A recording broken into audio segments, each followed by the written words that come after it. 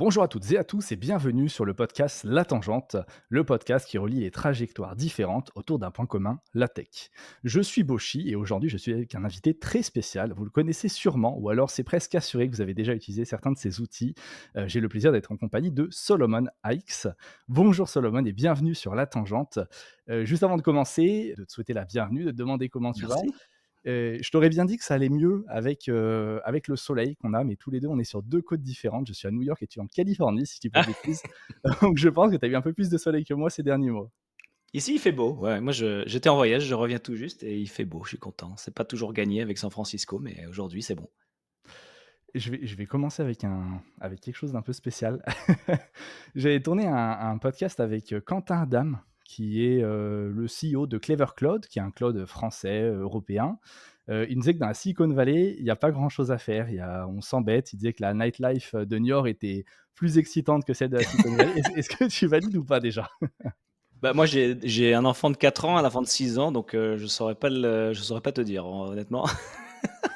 C'est sûr que par rapport à New York, il y a moins de nightlife, mais je pense que si tu es jeune et que tu as du temps libre, il y a quand même des trucs à faire à San Francisco. En dehors de San Francisco, ça devient plus compliqué, ouais. Si tu es à San D'accord. José ou à Mountain View, la feature principale, c'est qu'il y a rien d'autre à faire que bosser, donc faut le OK. savoir en y allant, quoi.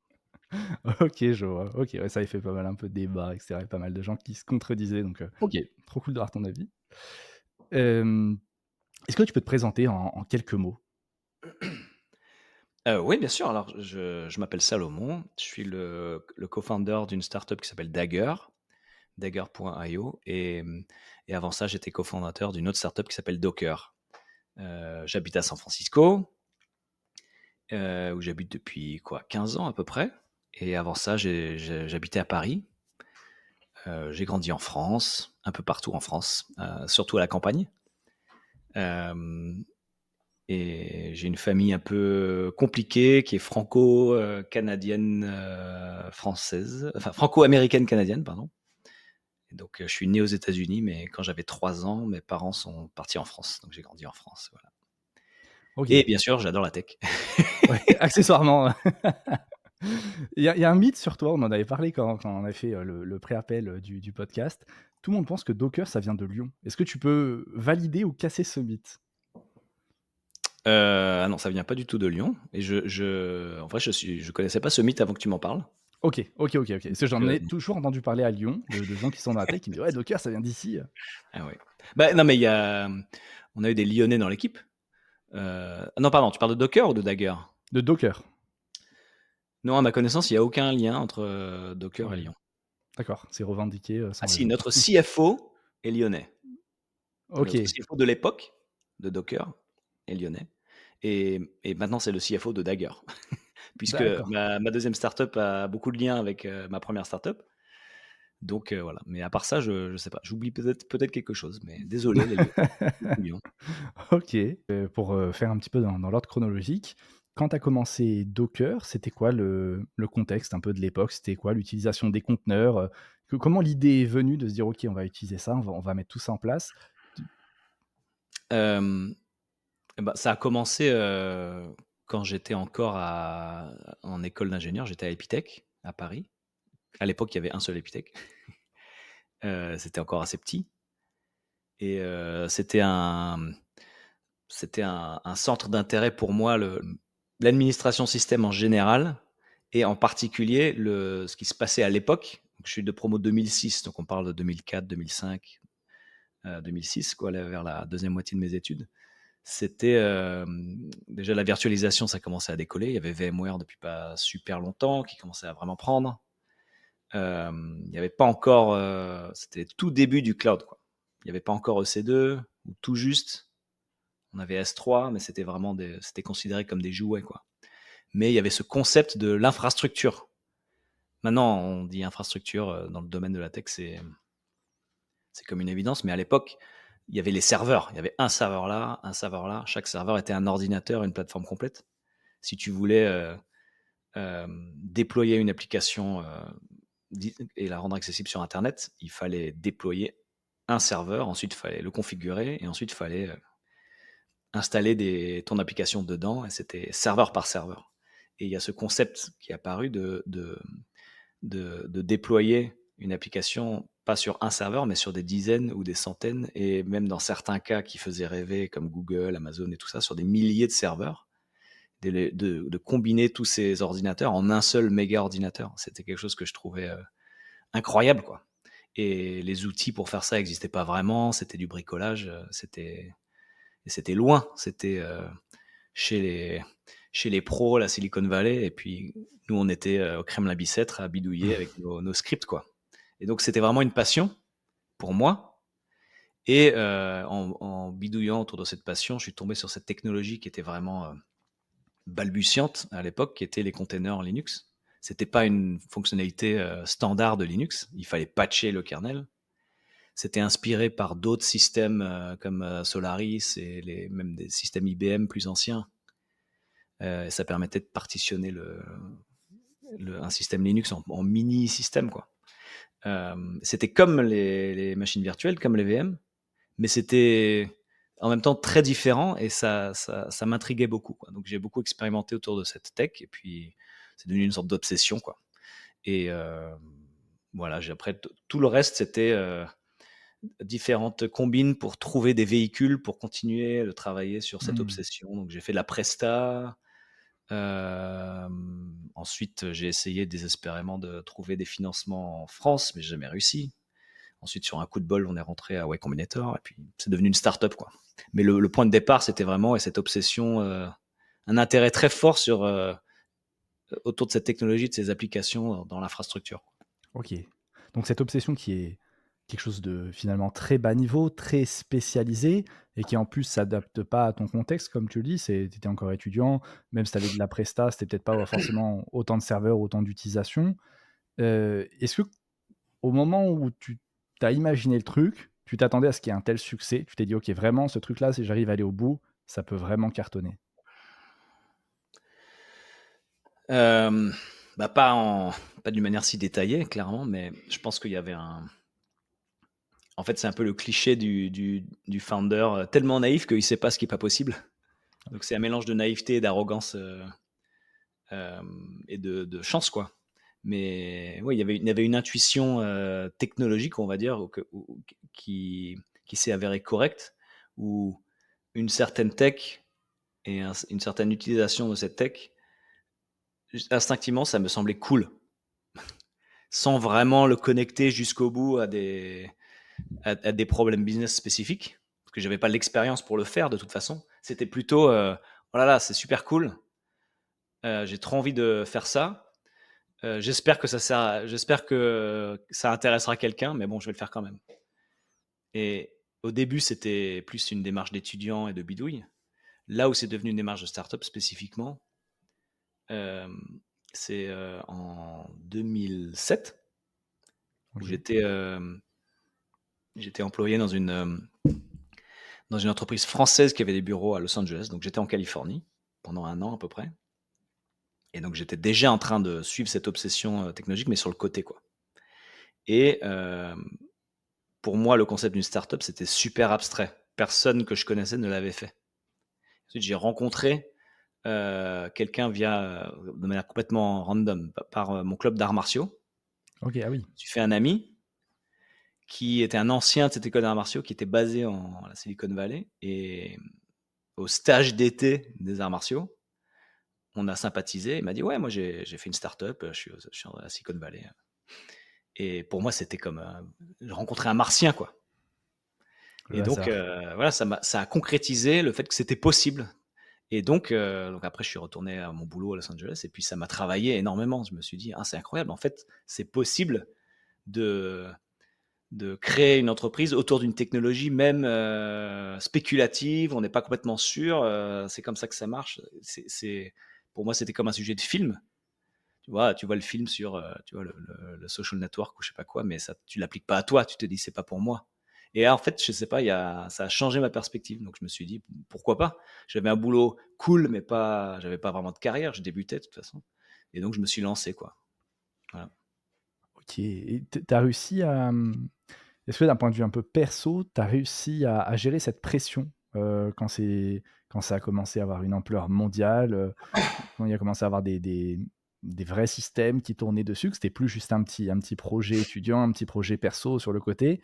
Quand la boîte a commencé à être créée, à monter et à avoir je sais pas, une fulgurance que c comment tu l'as géré cette pression? Parce que ça a dû être assez incroyable à un moment donné d'avoir des employés. Ça a dû changer rapidement ta vie? Ça a changé rapidement, mais il y a eu quand même en tout, c'était 10 ans de ma vie et il y a eu les 5 premières années et les 5 années suivantes. Le pivot vers Docker, la partie que connaissent, qui est connue, où ça a explosé en popularité, ça a vraiment pris. Effectivement, c'est comme tu le décris, c'était fulgurant, ça a changé très vite, mais c'était à mi-chemin. Donc c'était OK. les 5 dernières années pour moi. Ça continue, hein, Docker existe encore, mais les 5 premières années, c'était plus comme une traversée du désert, quoi. Mais maintenant, par rapport au succès de Docker et au fait que tout le monde connaît, et cetera, ça paraît comme 5 ans d'une ligne complètement plate. Mais en réalité, si tu zoomes sur les 5 premières années, c'était une progression graduelle, en fait. On a commencé en France, on connaissait rien à rien, il y avait personne, il y avait pas de financement, il y avait pas de produit. On est parti à la Silicon Valley pour faire Y Combinator après, quoi, 2 ans. OK. Donc là, ça a changé énormément de choses. On était encore des outsiders, on était encore, nuls de manière générale, mais au moins on était là et on s'est mis à apprendre, quoi. On a eu nos premiers financements, 100 000 $ par-ci, 100 000 $ par-là. On a lancé un produit qui s'appelait .cloud, qui était un concurrent de Heroku, Google App Engine. Donc on faisait à la fois du déploiement et de l'hébergement d'applications, comme tout en un, et on utilisait les containers à l'intérieur. OK. Et ça, on l'a lancé, on a eu du buzz, on a gagné des prix, on a eu des customers, on a levé 10 millions de dollars, on avait des vrais VC à notre board, on, on- on avait de la growth, on faisait des initiatives donc on a eu toute une période où on était une startup. C'était, pour moi, ça, c'était un succès fulgurant déjà par rapport à l'avant. Euh, et puis après, on a eu un plateau, quoi. C'est-à-dire, ça progressait, ça grossissait, mais bon, voilà, c'est une startup, c'est dur. Et, OK. Ah oui. après tout ça, il y a 2 ans encore de ça, d'itération, tu vois, sur notre runway, à dépenser nos 10 millions de dollars pour monter un business, quoi. À faire du support, à lancer du pricing, des nouvelles features, mille et une aventures qui maintenant, à l'approximation, c'était rien par rapport au lancement de Docker, mais pour nous, c'était énorme. Et finalement, à un moment, à force de tenter des trucs pour passer au-delà de ce palier, on a lancé ce truc open source Docker, qui était une, une, euh, une réimplémentation de la tech container qu'on utilisait déjà, en fait, mais dans un projet open source, que tu pouvais utiliser toi-même comme une brique de Lego pour faire ta propre plateforme, plutôt que euh, intégrer dans notre solution tout en un. Et ça a explosé. C'est devenu Docker. Et on a quand même vécu ce moment Rocket Ship, mais on a été déjà un peu. On n'est pas passé du zéro absolu à l'explosion du jour au lendemain, quoi. Mmh. Ça a mis 5 ans. On était un peu préparé, ouais. Comment on gère de l'argent quand on est dans de l'open source? C'est au début, j'imagine, ça va être compliqué, non? De motiver, de rassurer peut-être les investisseurs en disant: «On est open source, c'est gratuit, c'est libre». Et c'est une vraie question. On en voit de plus en plus des projets, mais c'est toujours en termes de revenus, comment au début, tu es capable de dire: «On va faire des revenus grâce à la formation ou au support», si au début tout est gratuit et que Ouais, potentiellement c'est en plus c'est à des le produit était à destination des techs, donc c'était pas gagné. Je veux dire, généralement les techs peuvent s'auto-former, peuvent. complètement. Bah, déjà, c'est une question très importante. La réponse n'est pas, il n'y a pas de réponse magique. Euh, Ça a beaucoup changé en 10 ans. Quand on l'a fait, il y avait relativement peu d'exemples d'entreprises venture-backed, quoi, de start-up, d'entreprises produits tech qui avaient réussi sur une base open source. Il y en avait grosso modo une seule, c'était Red Hat. OK. Euh, Maintenant, c'est très différent. Des IPO basés sur l'open source, il y en a eu un paquet. Euh, et les mentalités autour de l'open source commercial ont beaucoup évolué de plein de manières. Mais ça reste difficile et ça reste un terrain semé d'embûches, surtout pour les founders qui sont très techniques, qui adorent l'open source et qui veulent faire une startup et, et qui parfois l'approche, je pense, de la mauvaise manière. Mais oui, il y a toutes sortes d'erreurs que tu peux faire, on va dire. Mais pour répondre à ta question, la meilleure manière de faire de l'argent avec l'open source, déjà, c'est d'avoir de la croissance. Dans la Silicon Valley, le plus important, c'est la croissance. Si tu as quelque Croissance, c'est-à-dire chose que l'utilisation du produit ou la croissance de croissance? quelque chose, de n'importe OK. quoi, mais à commencer par l'utilisation. Si tu as une croissance de revenus, c'est encore mieux. Si tu as une croissance des profits, encore mieux. Donc il y a un spectre de qualité de la métrique qui grossit, mais le plus important, c'est qu'il faut avoir une métrique qui grossit très vite. C'est ça que tu vises. Et l'idée étant qu'une fois que tu as de la croissance d'une métrique peut être convertie à la croissance d'une autre. Il y a une connexion. Alors parfois ça convertit mal, mais en général ça convertit, quoi. Et d'une manière générale, c'est plus difficile de faire grossir quelque chose très vite, même que de monétiser quelque chose qui grossit vite. OK, Il d'accord. y a des exceptions. Si tu peux tout faire d'un coup, c'est encore mieux. Mais dans le domaine de l'open source, d'une manière générale, il y a beaucoup, en général, d'inquiétudes sur comment tu vas faire payer les gens, mais en réalité, les gens devraient plutôt s'inquiéter sur comment tu vas faire que tellement ton produit open source, ton outil open source soit tellement utile et tellement merveilleux que tu as une courbe de croissance exponentielle sur le gratuit. C'est ça le plus dur, à mon avis. OK. Et après, c'est simplement que une fois que, même si tu as de la chance et que tu cartonnes et que tu arrives à ça, et ben, tu n'es pas sorti de l'auberge parce que après, tu dois encore monétiser. Mais moi, mon expérience avec Docker, ça n'a jamais été une expérience où c'était difficile de trouver des opportunités de monétiser. Nous, on a eu des problèmes autres, c'est qu'il y avait plein d'opportunités de monétiser et Docker en particulier a mal exécuté dessus. Après, il faut exécuter, quoi. Mais si tu as un produit qui a une croissance exponentielle, en général, il y a des opportunités de monétiser. D'accord, OK. Et quand tu me dis tout ça, quand tu me parles de la Silicon Valley, d'IPO, et cetera, je suis obligé de penser à la série qui s'appelle Silicon Valley. Et est-ce que tu t'es reconnu quand tu as regardé la série? Est-ce que c'est vrai? Il y a l'air d'avoir un fond de vrai dans cette série, mais est-ce que Ah c'est ouais, un ouais, clairement. OK, c'est Ouais, pareil? oui, bah alors ça fait longtemps que je l'ai pas vu, mais il y a plein d'anecdotes, de détails drôles qui sont inspirés d'épisodes réels, quoi. Donc on reconnaît les archétypes, quoi, les archétypes, les stéréotypes, les anecdotes. Ouais, OK. clairement, c'est très drôle. On voit le je crois que il me semble que c'est Richard, il me semble, hein, de mémoire, ça fait un Je petit me bout de temps rappelle aussi, plus. le founder. Ouais. Il a plein de défis, plein de choses. Toi, s'il y a un gros défi que tu as dû relever avec Docker, c'est lequel ton plus gros défi, heu, ou vraiment Euh, le plus gros, je sais pas, hein, mais il y en c'est a eu sûr que plusieurs? c'est c'est- de manière générale, founder de startup, c'est pas un boulot facile. Le, c'est un test d'endurance, quoi. Donc il y a toujours une galère, il y a toujours un bon, comment dire, un-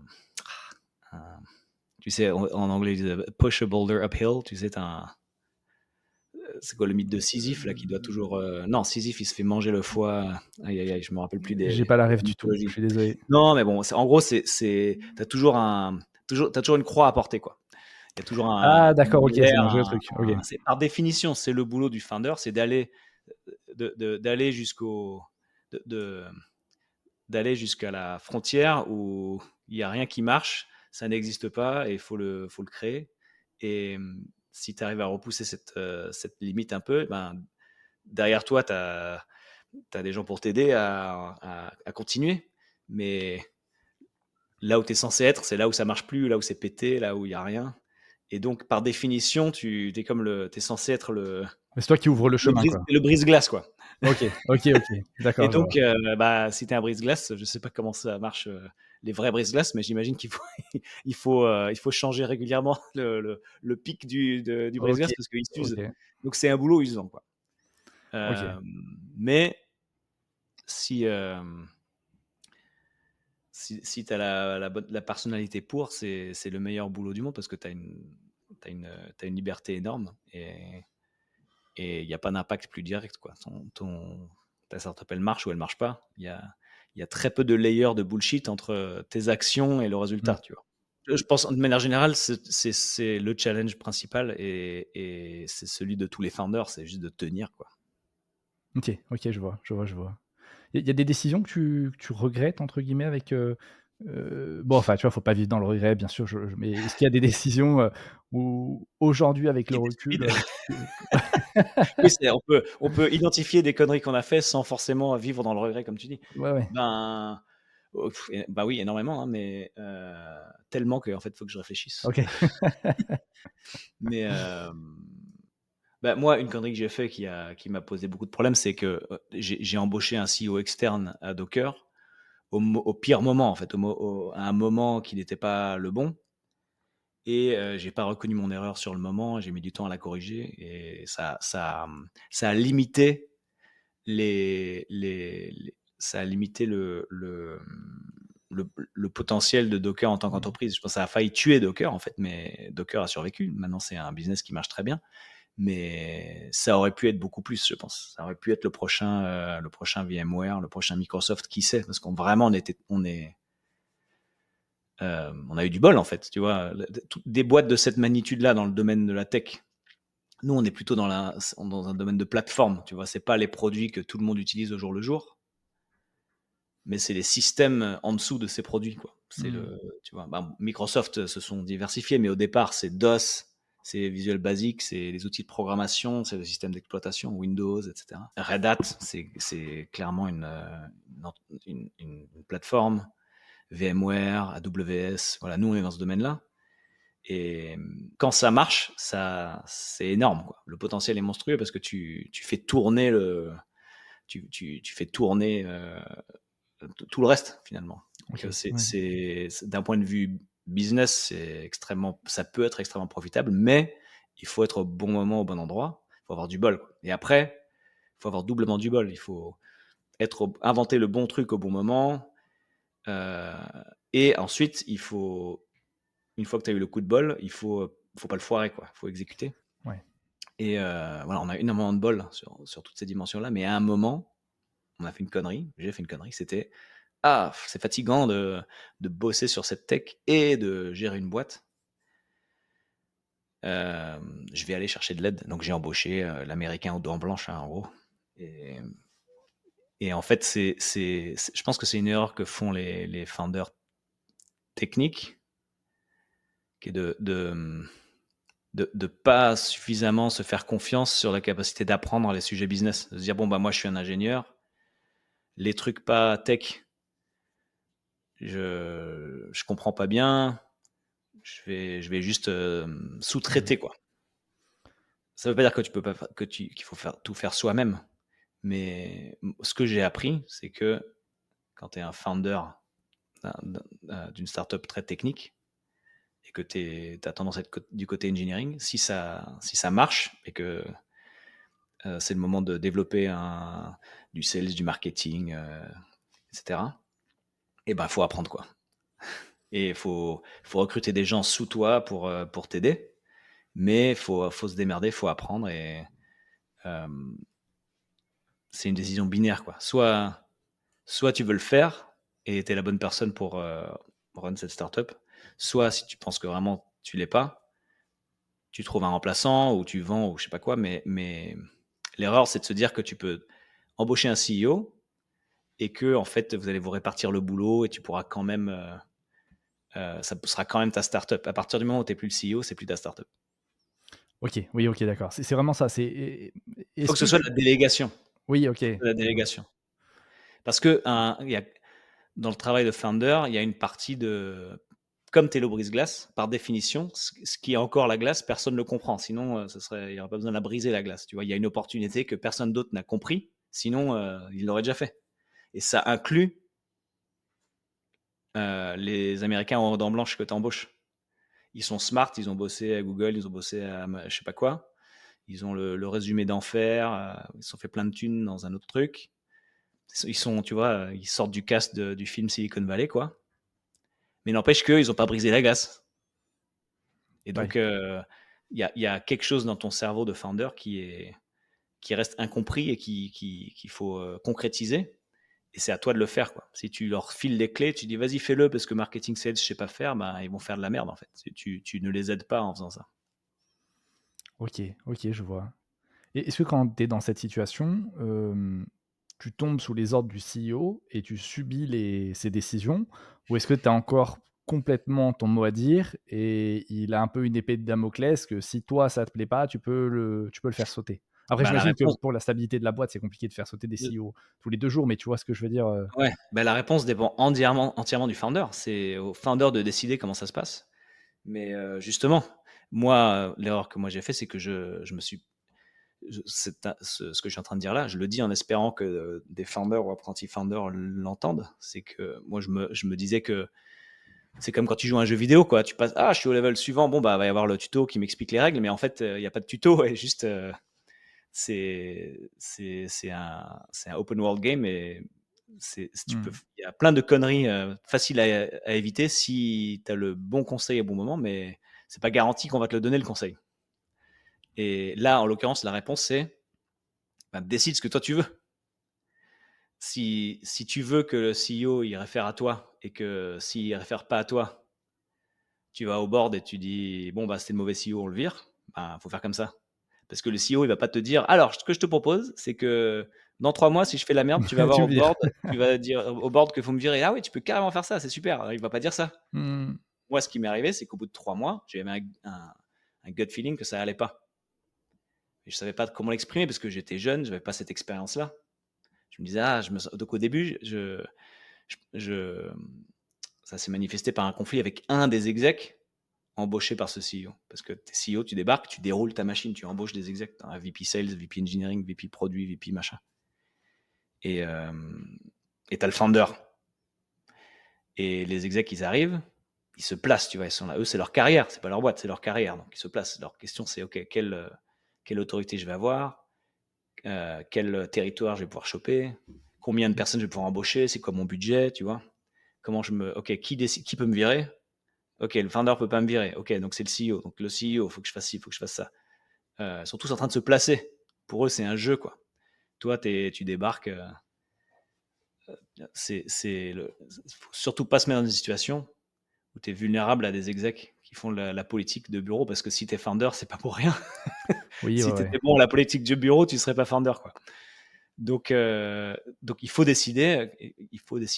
Ok, ben j'embauche un CEO, mais si ça marche pas, c'est ma boîte. Je vais dire que ça marche pas, et voilà. Et Ça moi, ça je me doit suis faire fait mal, avoir. non? Quand tu vois ces personnes qui arrivent, qui sont des jeunes talents, peut-être bien diplômés, qui sortent d'entreprise et qui d'un coup, presque te disent ce que tu dois faire Bah, ou en vont pas l'occurrence, dans la c'était moi le plus direction. jeune dans l'histoire, hein. En général, c'est plutôt l'inverse. C'est quand tu embauches des execs comme ça en tant que founder, souvent, pas toujours, hein, mais souvent la dynamique est inversée. C'est-à-dire, toi, tu es OK. le plus jeune, tu amènes l'idée, tu amènes l'opportunité, mais comment dire, c'est presque comme une guilde, quoi. Il y a tout un métier à la Silicon Valley d'experts de scaler des boîtes. C'est-à-dire, eux, si tu es VP Sales, ton métier, c'est de monter des organisations de vente dans des boîtes tech. Et ça, c'est super spécialisé. Il y en a qui amènent. Tu peux être VP Sales spécialisé dans la période 0, enfin, on va dire 1 à 10 millions de revenus annuels, 10 à 100, 100 à Ah oui. 500. Tu vois, c'est très, très spécialisé. Mais en général, c'est des gens qui ont de la bouteille, quoi. Tu commences pas VP. Tu commences sales manager, ensuite tu passes directeur, ensuite tu passes ta première opportunité de VP. Donc, clairement, il y avait une différence d'âge. Euh, donc moi, non, au contraire, j'étais très content au départ. Je me OK, disais, ah ouais. cool, on a une opportunité, faut pas la foirer. J'ai pas cette expérience-là, je ramène les gens qui ont l'expérience. C'est ça l'idée. C'est juste que il faut faire attention de se rappeler que c'est quand même toi le founder, et il y a quelque chose que tu as que toute l'expérience du monde ne peut pas amener, parce qu'il y a quelque chose d'unique dans cette startup-là. Si c'était pas unique, et ben, ça aurait déjà été fait. Ouais, faut se faire confiance à soi-même et se dire, Bah, c'est si on y ça, mais arrive c'est pas et facile. Quand tu es jeune et que tu l'as jamais fait avant et que tu vois des gars qui débarquent, ils ont 20 ans de bouteille, ils ont dirigé ci et ça chez Google et machin. Surtout quand tu es européen, c'est encore pire. Parce qu'on a un peu ce complexe, en France en tout cas, le complexe d'infériorité, quoi, tu vois? Et donc tu as les Américains, ils ont la tchatche, ils sont forts, machin. Tu sais pas trop distinguer le bullshit de la réalité. OK. Mais c'est comme dans le OK. film, comme dans la série Silicon Valley. Ouais, ouais, ouais, On oui, va, il y a oui. beaucoup de bullshit. Non, c'est sûr. OK. Mais ouais, C'est ouais. Mais c'est dur parce qu'il y a aussi, c'est vrai qu'il y a il y a une compétence incroyable pour scaler des boîtes pour de vrai, quoi. ouais, faut réussir à pas se faire, évincer de tout ça, quoi.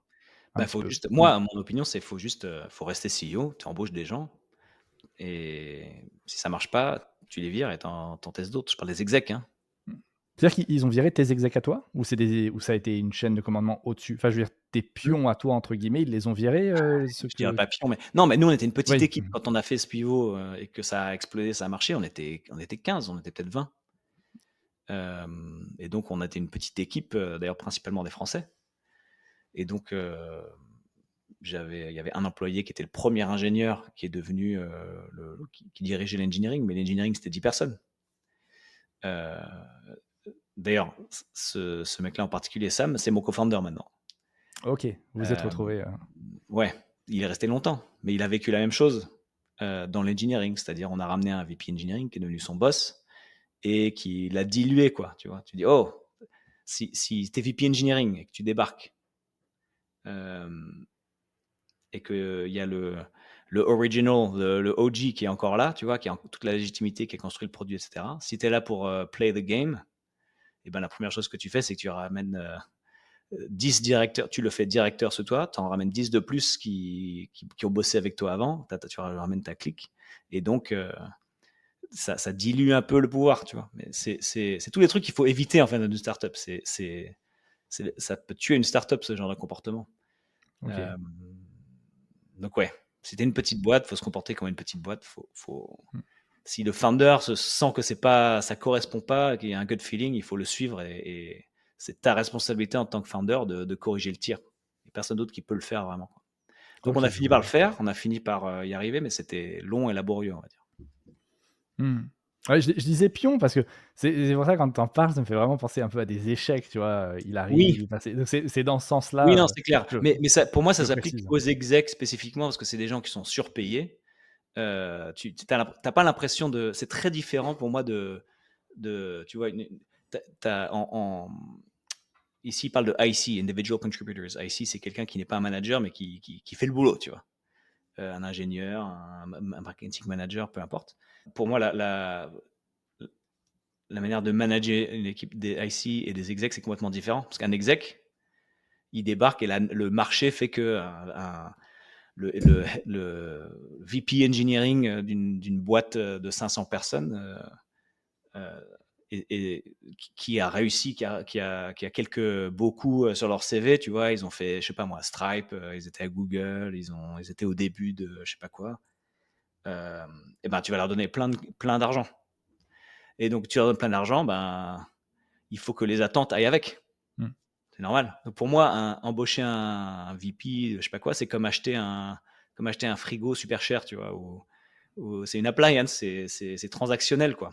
Après, il y a un côté humain, évidemment, faut être aligné, il faut s'entendre sur le plan humain, c'est super important. Mais la barre est juste pas la même. OK. Un exec qui fait de la merde, c'est pas la même chose qu'un ingénieur qui se plante, tu vois. Un employé qui se plante, ben, tu dis: «Ah, tu t'es planté, on discute comment tu vas l'améliorer». Un exec qui se plante, tu fais: «Ah cool, bon, bah, 1 sur 3 quoi. T'as 3 strikes et après, genre, je paye pourquoi, en fait? C'est comme, je sais pas moi, ton avocat ou ton dentiste, si à un moment, si ton prestataire de service fait de la merde, tu sais, Oui. tu payes pour un service, ben, tu vas trouver un autre prestataire, quoi. Ouais, tu es vraiment dans le business, mmh. Bah, à ce niveau-là, oui, il faut. Et de temps en temps, si tu oublies, tu regardes juste, combien tu les payes. Tu fais: «Ouais, bah, ouais, là, tu obligé de mettre la barre comme ça, sinon tu payes pour rien, quoi». C'est quoi le plus gros salaire, la plus grosse REM que tu aies eu à donner à Docker? Pour avoir une idée un peu des montants, Bah, en général, avec les perks et cetera. Enfin, tu vois, je parle du en global, général, du dans les startups early stage, c'est-à-dire c'est encore le début et les revenus sont pas encore énormes, mais le potentiel est là. C'est toujours une combinaison de salaire et de stock, tu vois, de parts dans l'entreprise. Donc la stock est super importante dans la rémunération dans les startups et surtout elle est super importante pour les execs et ceux qui, tu vois, qui ont l'embarras du choix du méga job parce que en fait surtout pour les early stage startups, les différences de salaire en termes de cash sont pas si énormes en fait dans la boîte parce que la boîte n'a pas énormément de mmh, cash. Ça change complètement dans les grosses boîtes, des boîtes qui sont publiques ou qui seront qui sont en bientôt bourse, publiques. publique, Oui, qui sont ouais. publiques dans le sens, oui, pardon, non Est-ce qu'ils vont pas, se oui, dire, oui, «La CAF?» ouais, ouais. Bah oui, hein, on n'a pas la nightlife, mais pour nous public, ça veut dire il y a des milliardaires. Hein. Là, c'est complètement différent parce que par définition, si tu es coté en bourse, c'est parce que tu génères énormément de revenus. Et donc, c'est beaucoup plus liquide. En général, on te donne aussi des stock options ou des RSU. Enfin, il y a des termes techniques, mais en gros, c'est des parts, quoi. Mmh, Mais c'est des parts qui sont liquides, c'est-à-dire tu peux à tout moment aller sur Boursorama et les vendre.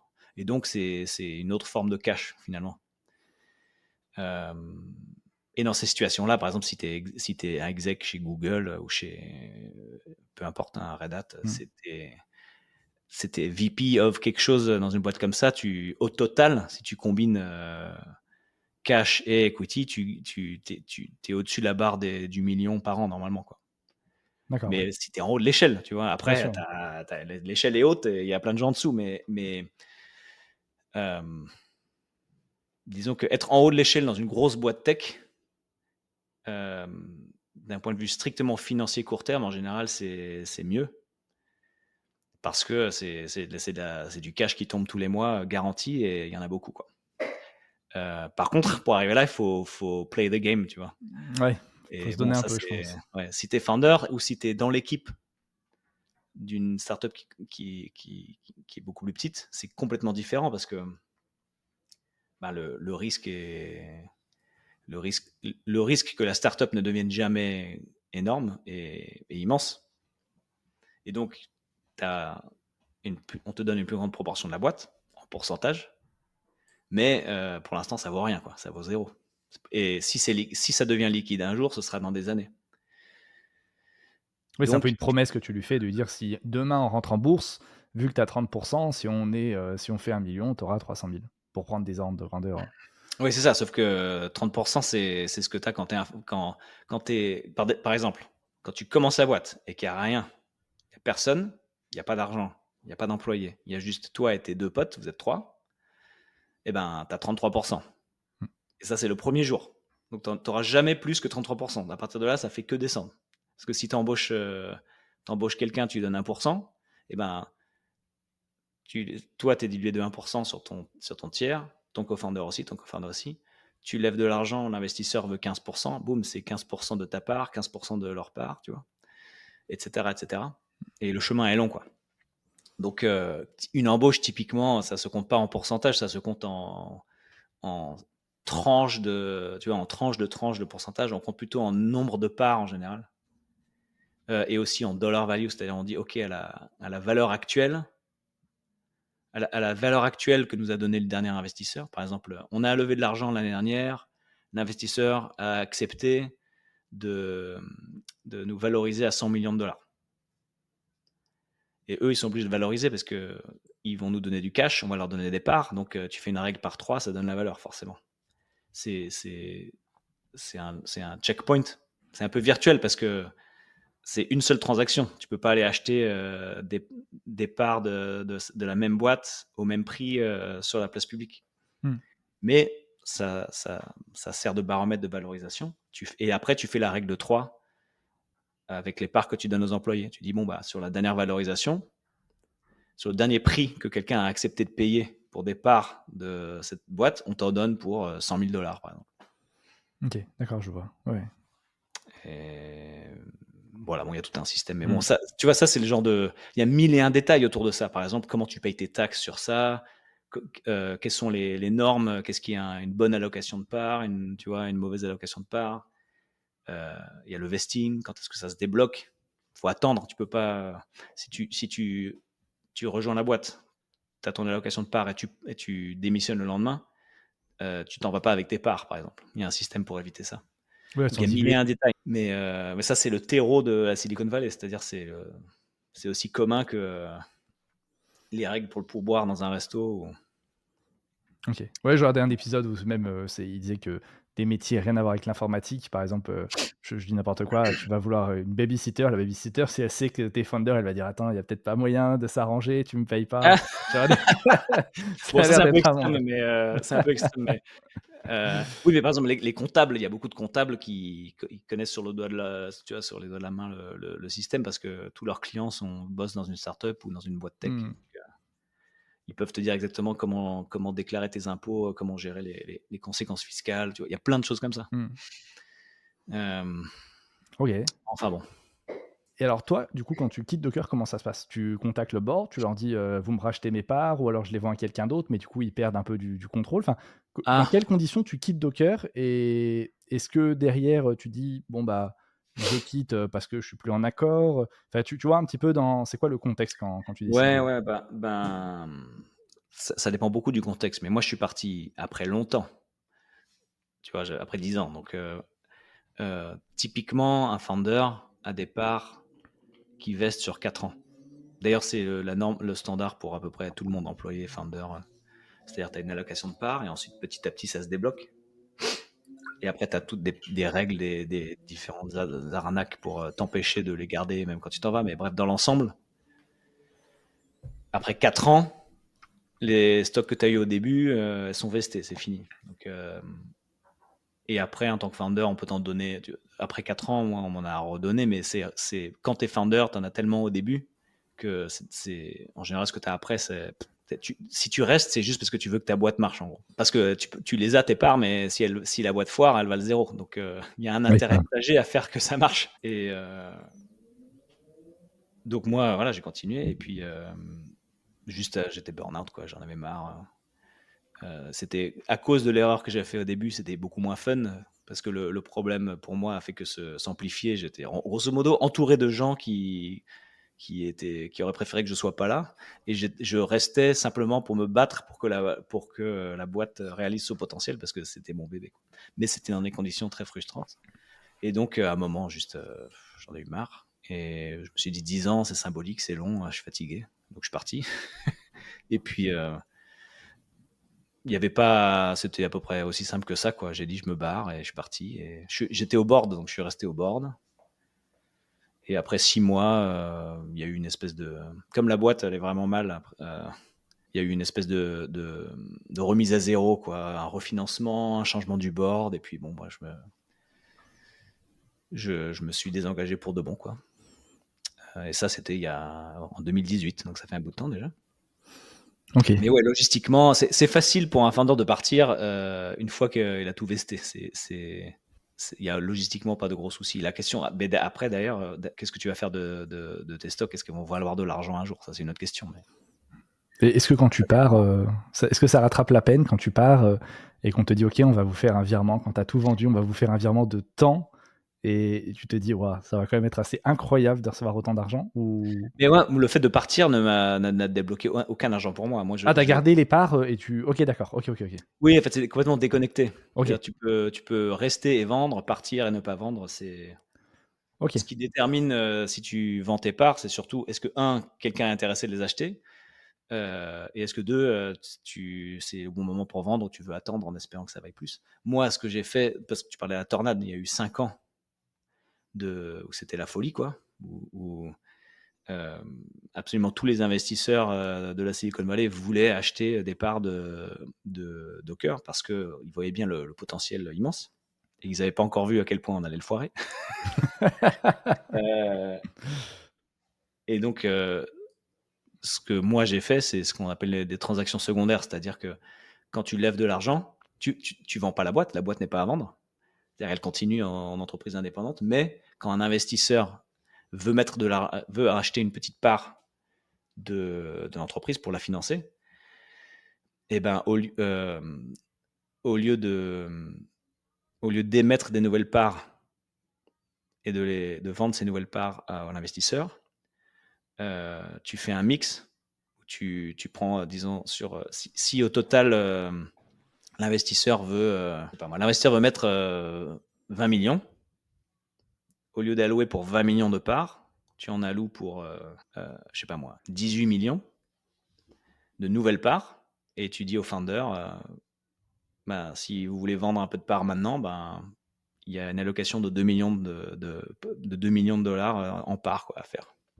OK. Et donc tu vends, et après tu peux pas en vendre trop, parce que si tu en vends trop, les investisseurs s'inquiètent que tu as plus rien à cirer parce que ça y est, c'est bon, tu as ta Lamborghini ou je sais pas quoi, et Mmh. puis voilà. Là, ça envoie un Mais mauvais signal, par ouais. ailleurs, si tu contrôles la boîte, et ben, tu as du leverage parce que les investisseurs veulent rentrer, donc tu trouves une espèce de juste milieu. Donc voilà, c'est une de ces normes qui a évolué où une startup qui une startup qui galère à lever de l'argent et qui réussit à lever de justesse, en général, le founder ne vend rien du tout. Mais une startup où tout le monde se bat pour rentrer, il y a du leverage, et donc ça permet aux founders de vendre un peu et de dérisquer un peu. C'est surtout bien pour les founders dont c'est la première fois. Ils ont que dalle, tu vois, ils sortent de. Tu vois, comme moi j'avais. Je pense le maximum que j'avais eu de toute ma vie dans mon compte en banque, c'était 10 000 euros, et c'était un gros effort, quoi. Et, et donc, en fait, c'est pas mal. Si toi, tu es un investisseur et que tu sens que ça peut être la boîte de la décennie, tu vois, tu dis, bon, ben, prends un peu maintenant, achète-toi une baraque, voilà, pète pas les plombs non plus, mais après, tu es posé et les intérêts sont plus alignés parce que tu peux te permettre de penser un peu plus long terme, quoi. Mmh. Donc, il y a une espèce de convention qui a émergé que, on va dire, jusqu'à 10% de tes parts, tu peux les vendre au fur et à mesure. Donc, euh, moi, j'ai fait ça à chaque fois. Voilà. C'est comme ça que j'ai fait de l'argent avec Docker. D'accord, OK. Ça doit quand même faire plaisir. Quand je suis parti, j'avais déjà amplement fait suffisamment d'argent pour être à l'abri du besoin. C'était juste que j'en avais marre d'être là, quoi. OK, OK, OK. Alors du coup, donc, tu as fait ton départ de Docker. Par la suite, maintenant, tu as fondé, Dagger. Dagger qui permet de faire de la CI/CD et peut-être d'autres choses, qui est en train de pivoter vers de Mhm. l'IA également, mais peut-être qu'on y reviendra par la suite. Comment ça se fait? Pourquoi?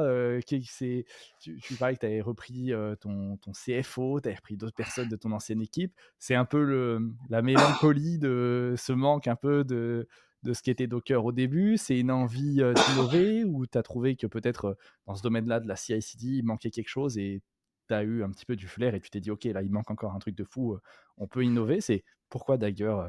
Bah, c'était un mélange un peu de tout ça. La manière dont ça s'est fait, c'est que j'étais parti de Docker. J'ai pris une année de break, quoi. C'était l'opportunité mon premier bébé est né, on a construit une maison, on a pris des vacances, on a voyagé, et en parallèle à ça, je discutais je restais en contact avec des anciens de Docker qui eux aussi partaient, hein. J'étais pas le seul à partir. Et donc, mes associés actuels, Sam et Andrea, sont tous les deux des anciens de Docker, du tout début, quoi. C'était, on va dire, dans les premiers 5 ingénieurs qu'on a ramenés de France pour monter l'équipe de départ, quand on est sorti de Y Combinator. Et donc, on avait vu beaucoup ensemble, on avait travaillé longtemps ensemble.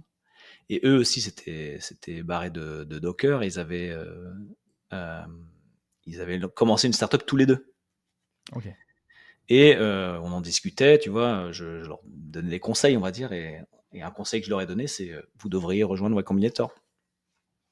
Et donc, ils ont envoyé leur candidature à Y Combinator, ils ont été pris. Et en parallèle, moi, un partenaire de Y Combinator m'a contacté, que je connaissais, m'a dit hey, tu sais, on fait ce programme de visiting partner, si tu t'ennuies, tu peux venir faire un batch Y Combinator et être un partenaire, c'est-à-dire. Est-ce que tu peux réexpliquer Y Combinator, Alors, Y comment ça Combinator, fonctionne? c'est ce qu'on appelle un accélérateur de start-up. En fait, c'est un fonds d'investissement, mais d'une catégorie un peu différente des autres. c'est eux qui ont inventé cette catégorie. Ils investissent très tôt.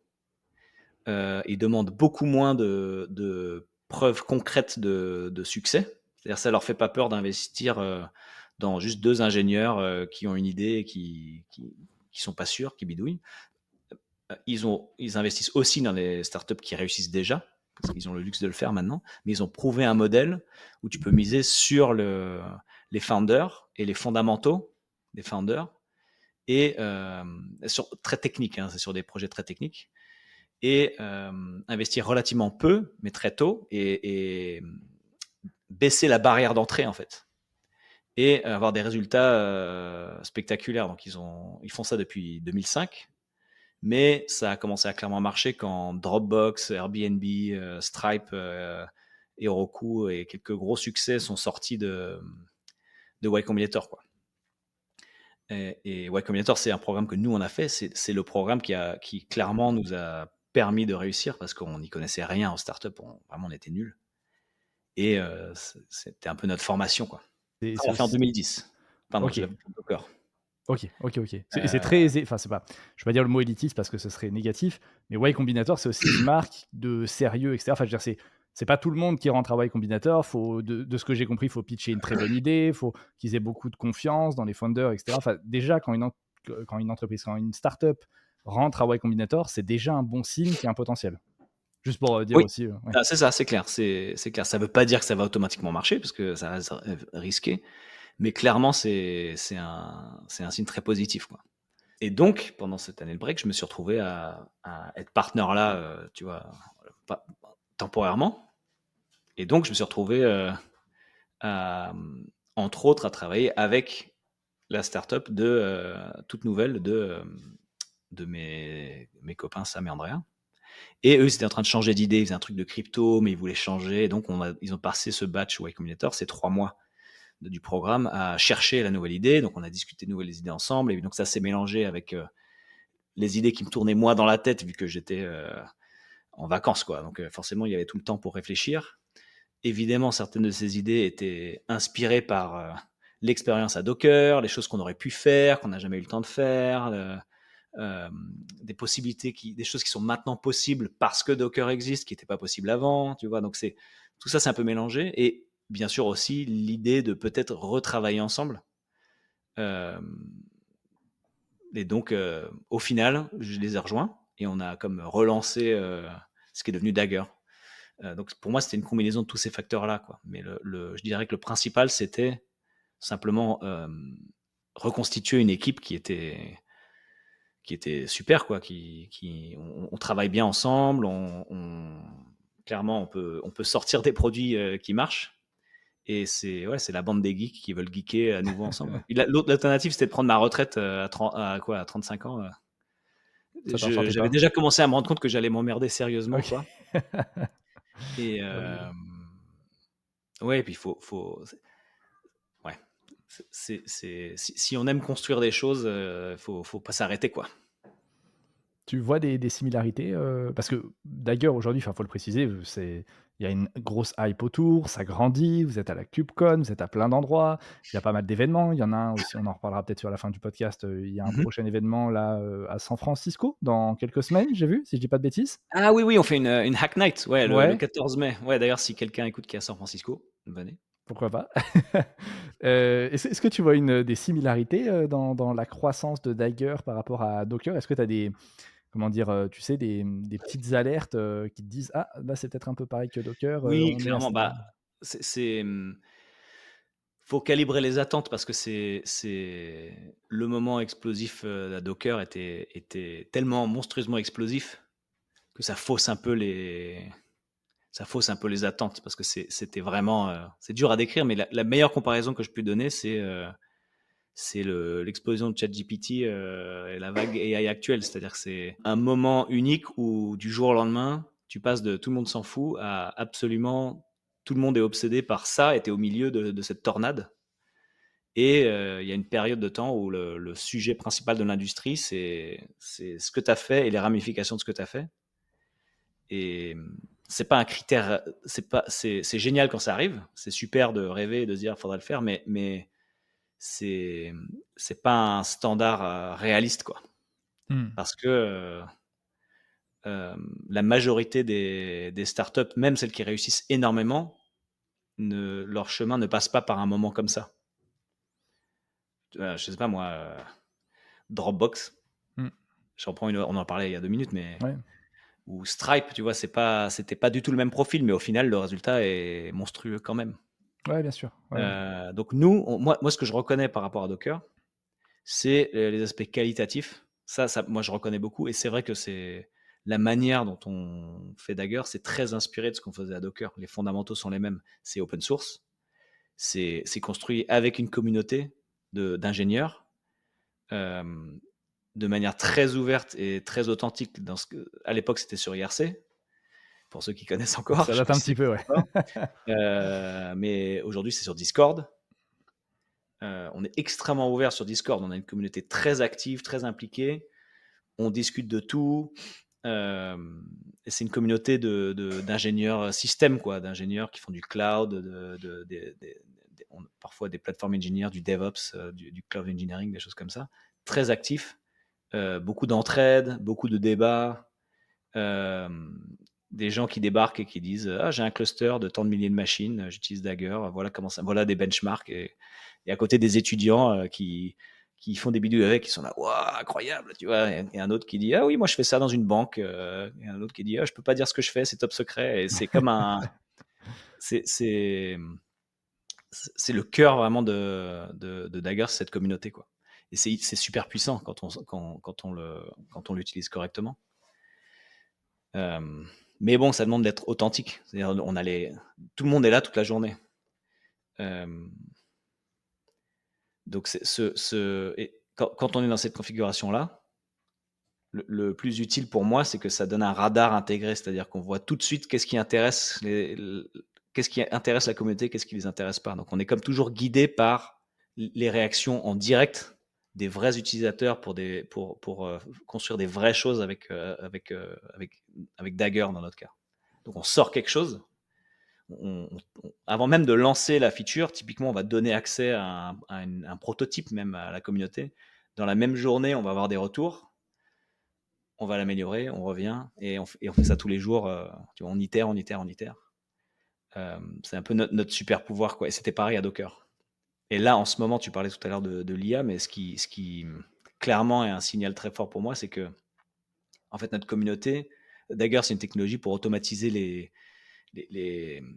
on appelle ça la software factory, quoi. Toute l'automatisation pour déployer les applications. Tu écris le code et après, idéalement, tu appuies sur un bouton et boum, c'est en ligne, quoi.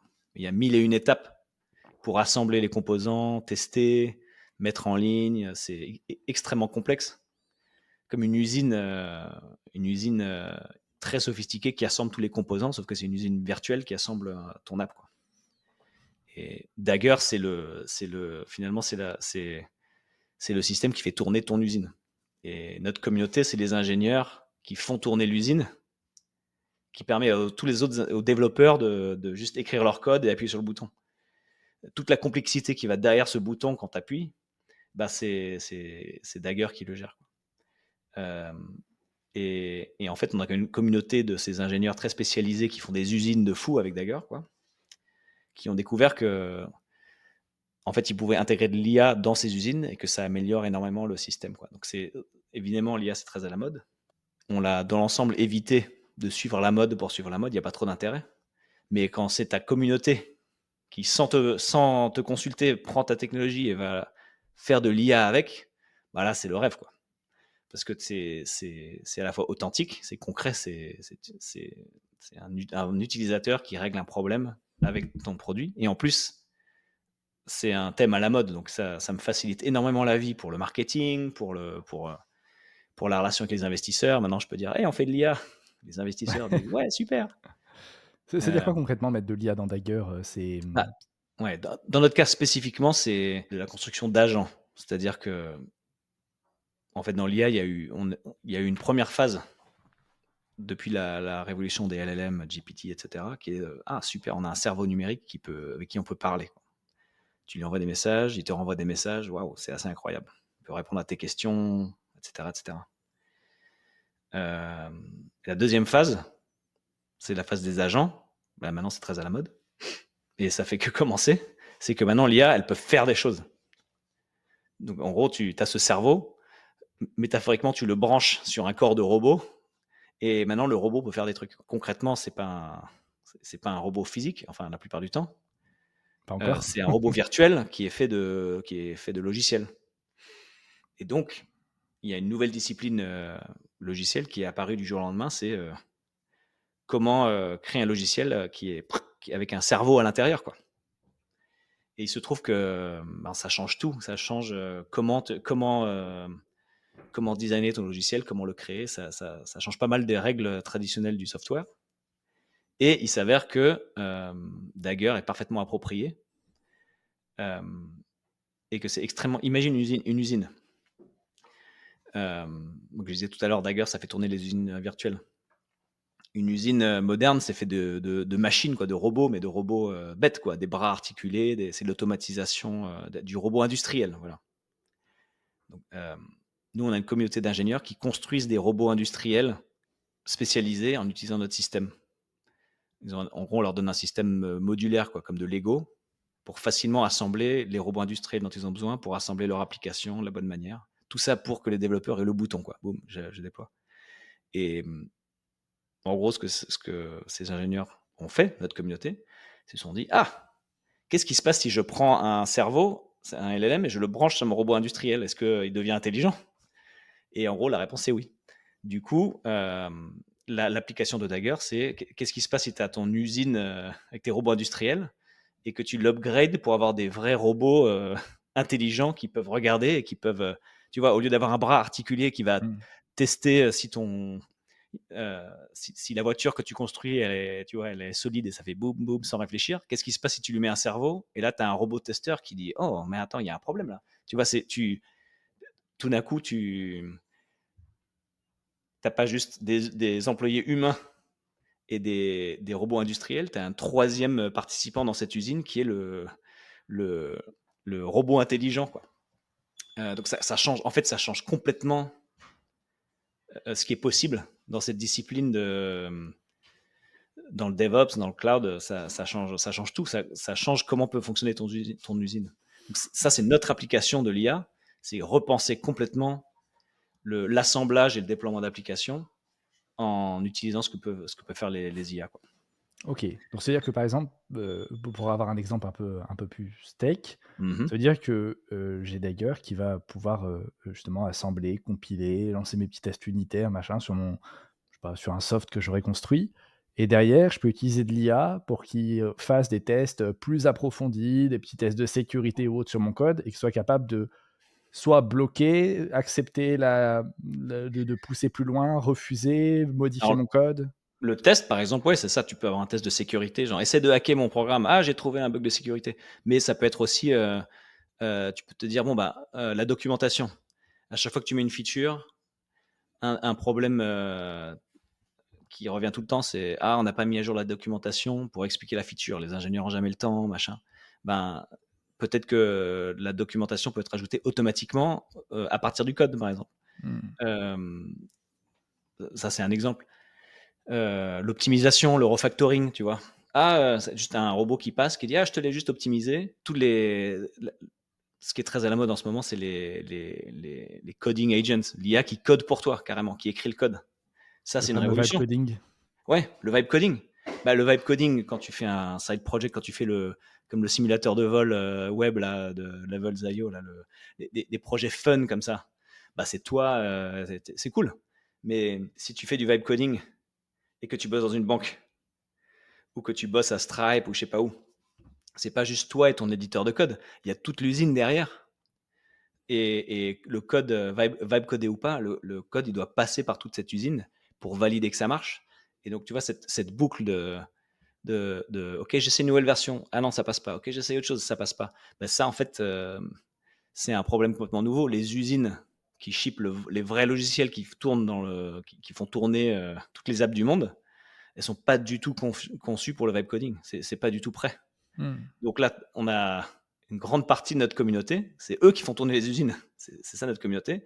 C'est le branle-bas de combat pour eux parce qu'ils doivent rendre leur usine vibe coding compatible, en gros. OK.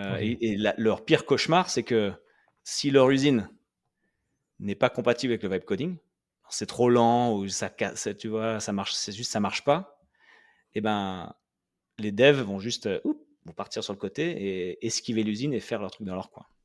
Et ça, c'est la terreur de toutes les organisations IT du monde, c'est le shadow IT, c'est tu as l'usine officielle que tout le monde est censé utiliser, mais en vrai, tu en as une petite sur le côté, un petit atelier pourri où les devs font le boulot parce que ils sont obligés. L'usine, elle est trop compliquée, c'est relou, tu vois, ils font le tour.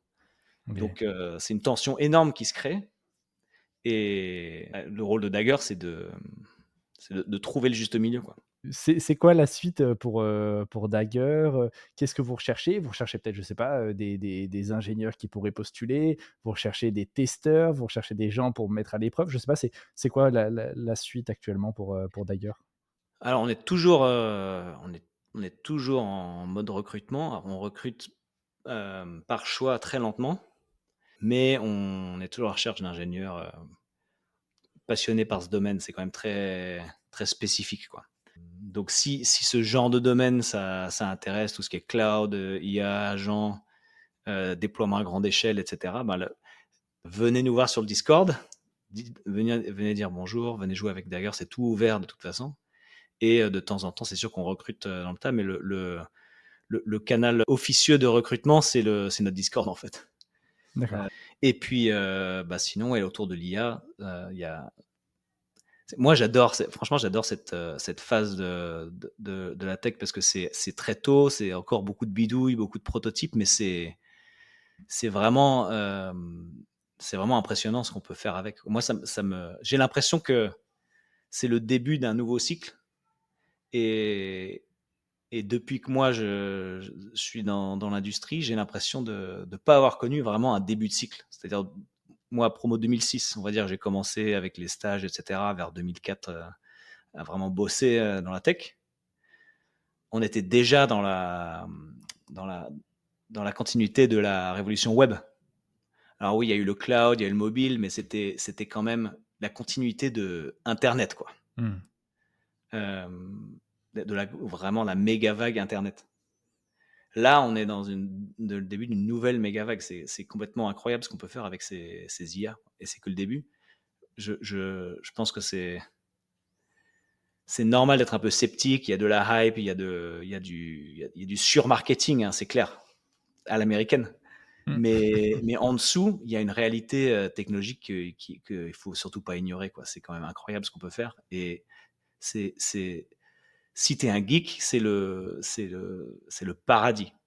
C'est vraiment le moment, c'est le moment ultime pour les codeurs d'aller coder et bidouiller des trucs.